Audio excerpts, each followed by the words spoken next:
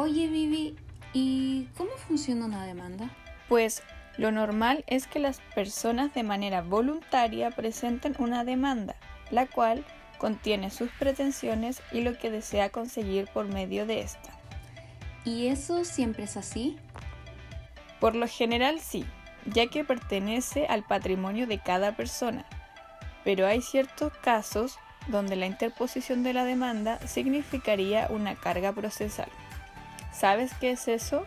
Ah, sí, es una ejecución forzosa de esa acción procesal y en el caso de que no se haga, entonces quedará sujeto a una serie de sanciones procesales.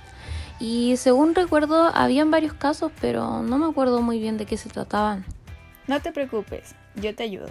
Estamos hablando de los casos de la litis consorcio activa, la jactancia, las medidas prejudiciales precautorias y la reserva de acciones y excepciones. Primero te explicaré el caso de la litis consorcio activa, la cual está regulada en el artículo 21 del Código de Procedimiento Civil. Ocurre cuando la acción es ejercida por ciertas personas, pero también le corresponde a otros, por lo que los o el demandado puede pedir al tribunal que la demanda se ponga en conocimiento respecto de ellos, es decir, de los otros que no han ejercido la acción, que no concurrieron a entablar la demanda, los cuales deberán expresar al término del emplazamiento si se adhieren o no a la demanda. Y estos pueden adherirse aplicando los artículos 12 y 13 del Código de Procedimiento Civil, debiendo obrar en conjunto nombrando a un procurador común. También pueden no adherirse, caducando así su derecho, o simplemente pueden no decir nada dentro del término legal, ante lo cual les afectará igualmente el resultado del proceso sin nueva citación. Pero en este último caso podrán igualmente comparecer en cualquier estado del juicio, aunque por supuesto respetando lo obrado. En este ejemplo jurisprudencial vemos que se refiere a demandas interpuestas por uno de los numerosos herederos en el reclamo de un derecho, que les corresponde a título universal.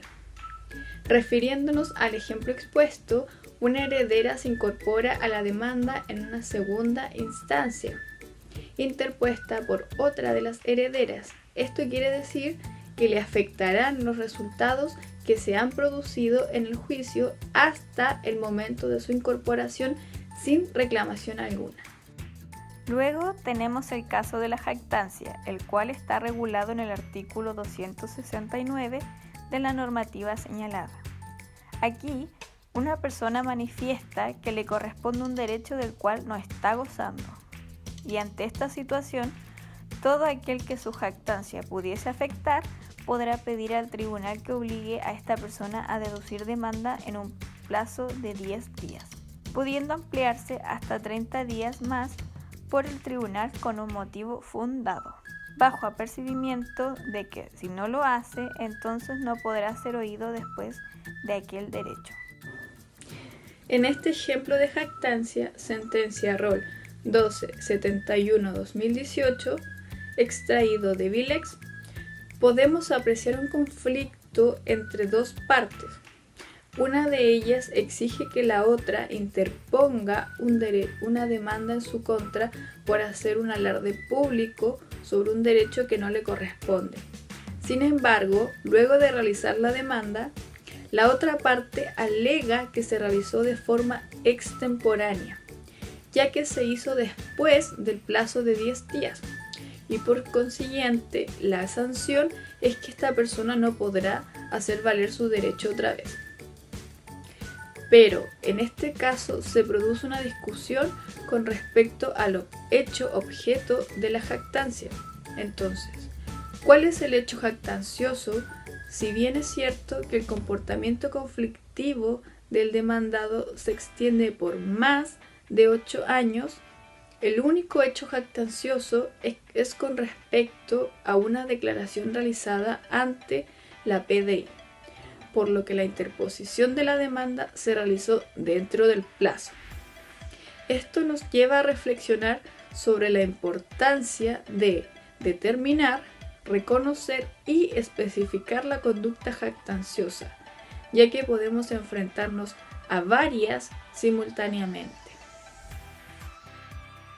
Ah, ya logré recordar de qué trataban estos casos. Sí, es mucho más simple de lo que parece. ¿Quieres explicar los últimos 2 casos? Por supuesto, para esto me preparé. Otro caso de carga procesal para demandar es cuando se interponen medidas prejudiciales precautorias, las cuales están reguladas en el artículo 280 del CPC. Acá, la persona que interpuso esta medida prejudicial precautoria deberá demandar dentro de los 10 días siguientes a esta, pudiendo ampliarse este plazo hasta 30 días por motivo fundado. Y si no presenta demanda, entonces caducará la medida. Podemos ver otro ejemplo en la causa Rol Corte 771-2015, donde la parte demandante interpuso una medida prejudicial precautoria de prohibición de celebrar actos y contratos sobre un inmueble perteneciente al demandado. Sin embargo, el demandado asegura que se infringe el artículo 280 del CPC, ya que hay un plazo de 10 días para interponer la demanda luego de la medida precautoria. Y, en este caso, la medida se interpuso el 17 de marzo del 2015, sin realizar ninguna acción posterior. Pero la realidad es que esta medida no pudo ser inscrita porque el inmueble aún no estaba a nombre del futuro demandado, por lo que el demandante renovó su petición sobre otro inmueble, pero cuando ésta se concedió, el demandante ya había interpuesto la demanda en contra del demandado. Es por esto que, en cuanto a la medida interpuesta sobre el primer inmueble, transcurrió el plazo por causas no imputables al demandante, ya que debió esperar la respuesta de un exhorto donde el conservador de bienes raíces fue quien se rehusó a interponer la prohibición de enajenación sobre el primer inmueble y no pudo inscribir la medida prejudicial sobre el mismo. Por último, tenemos el caso de la reserva de acciones y excepciones, tema regulado en el artículo 478 del CPC. Estamos en la situación anterior a que se dicte sentencia definitiva en juicio ejecutivo, lo cual es importante, ya que la sentencia del juicio ejecutivo produce cosa juzgada en el juicio ordinario, es decir, no se puede volver a conocer. Antes de que se dicte sentencia en dicho juicio, el ejecutante o el ejecutado pueden reservarse sus acciones o excepciones a un juicio ordinario posterior. Y si el tribunal accede a dicha reserva por motivos calificados y no concediéndose si se refiere a la existencia de la obligación misma objeto de la ejecución, entonces se deberá interponer con plazo de 15 días desde la notificación de sentencia definitiva de este juicio ejecutivo.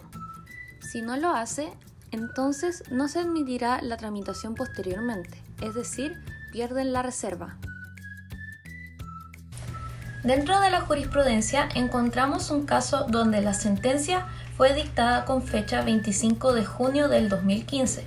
Sin embargo, se agregó después del fallo el escrito del 30 de mayo del 2015 por el cual el ejecutante solicitó que se reserve para el juicio ordinario las acciones civiles, donde, para justificar su petición, se funda en que no le ha sido posible preparar y presentar una adecuada defensa.